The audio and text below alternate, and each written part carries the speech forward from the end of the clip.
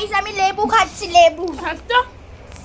চুলটা কি করে দিবে? সকালবেলা ঘুম থেকে উঠে পাতে এই কচু বাটা আর গন্ধরাজ লেবু দেখে আমার মন আনন্দে ভরেই যাচ্ছিল। এমন সময় আমার জীবনে একটা শত্রুর এন্ট্রি হলো, এনিমির এন্ট্রি হলো। কখন ধরে ফোনটা নিয়ে ঢং করে যাচ্ছে।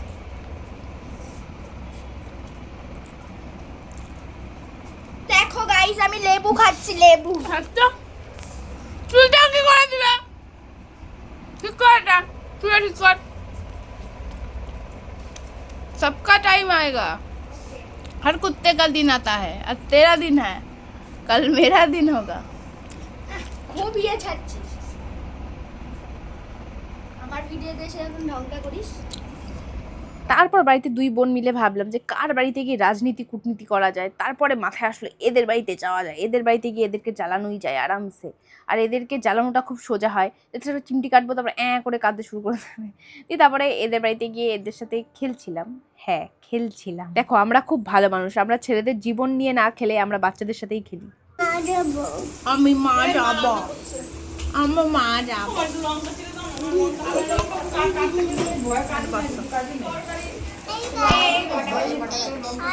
দেখো নিজেরাই বলছে, আমি কিচ্ছু বলিনি। ওরা আমাকে বলে তিনি রান্না করে খাওয়ায়, আমি বলি কি লাইক সাবস্ক্রাইব।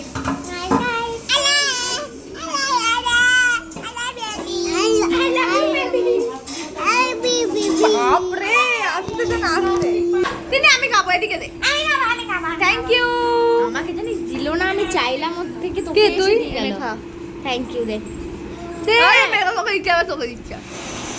ভিডিও বানাই, দে। কাজে দেবে, ভিডিও বানালেই কাজে দেবে, দে না। তাছাড়া কোনো কিছুতে কাজে দেবে না। তুই ঢং করো না, তুমি যখন সিনেমা হলে যাও তখন ইয়ে হয় না। তোর কি? চুপ কর, বেশি ডায়লগ মারিস। দেখা এটা দিয়ে আমি আজকে চা খাবো, কি খাবি? চা খাবো। এটার মধ্যে মাংস ঝোল রাখা যাবে? হ্যাঁ এ দেখ দেখ দেখ। এ দেখ টাকা না, ওইসব আমিও বানাতে পারি। টাকা। তো বাড়ি যাওয়ার পর আমার হঠাৎ করে মনে পড়লো যে আমার আধার কার্ডের সাথে ফোন নাম্বার লিঙ্কটা এখনো করানো হয়নি। তাই আমি বেরিয়ে পড়লাম আধার লিঙ্ক করাবার, কিন্তু এদিকে করেছিল আবার খুব মেয়ে। আর আমি পোড়ামাতালার দিকে এদিকে আসলে আমি এই কাকুটার দোকানে গিয়ে ওই ফুল খুঁজতে শুরু করে দিই, নিচে কোনো গন্ধরাজ ফুল পড়ে আছে কিনা। কিন্তু আজকে কোনো ফুল পড়েছিল না। আমি কাকুকে গিয়ে বললাম আজকে তো নিচে একটাও ফুল পড়ে নেই। তাই কাকু আমাকে ওই ডান্ডি থেকেই ছিঁড়ে দুটো ফুল দিল।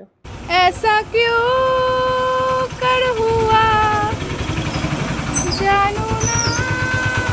যেখানে বাঘের ভাই সেখানে সন্ধ্যা। আমি ভাবছিলাম বৃষ্টিটা হবে, কারণ তখন থেকে মেঘটা করে আছে। আর ফালতু এখন আমাকে এই বৃষ্টির জন্য আটকা পড়ে থাকতে হলো এখানে।